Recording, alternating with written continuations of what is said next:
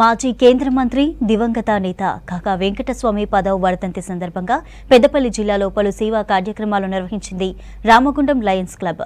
గోదావరి ఖని లక్ష్మీనగర్లో lions club అధ్యక్షుడు మల్లికార్జున్ ఆధ్వర్యంలో రోజువారీ కూలీలకు అల్పాహారం పంపిణీ చేశారు. కాకా వెంకటస్వామి బడుగు బలహీన వర్గాలతో పాటు కార్మిక వర్గానికి చేసిన సేవలను కొనియాడారు లయన్స్ క్లబ్ ప్రతినిధులు.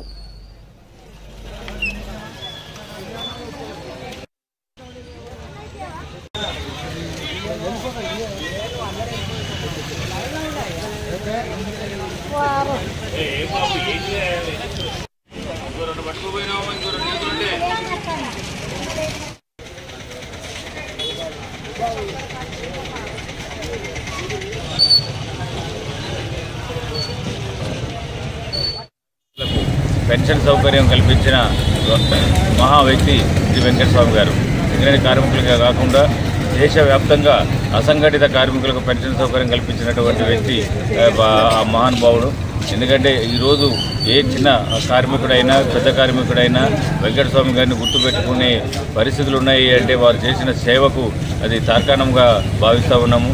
అంతేకాకుండా తెలంగాణ రాష్ట్ర సాధన కోసం తన ఎన్నో పదవులను కూడా త్యాగం చేసి బుల్లెట్ గాయంతో కూడా తెలంగాణ ఉద్యమం కోసం కొట్లాడినటువంటి వ్యక్తి. అదేవిధంగా కాంగ్రెస్ అత్యధిక నిర్ణాయక కమిటీ అయినటువంటి సిడబ్ల్యూసీలు కూడా తెలంగాణ వాదాన్ని వినిపించినటువంటి వ్యక్తి శ్రీ వెంకటస్వామి గారు. అంతేకాకుండా ఆయన తెలంగాణ రాష్ట్రం వచ్చినాకనే నేను పోతా అని చెప్పి తెలంగాణ రాష్ట్ర ఏర్పాటు మీద ఉన్న ఆయనకున్న ఆకాంక్షను తెలియజేసినటువంటి వ్యక్తి. అంతేకాకుండా ఈ రాష్ట్రంలో కానీ దేశంలో కానీ బడుగు బలహీన వర్గాల కోసం ఆయన చేసిన కృషిని ఆయన ఆశయాలను ముందుకు తీసుకుపోతామని చెప్పారని ఆయన అనుచరులుగా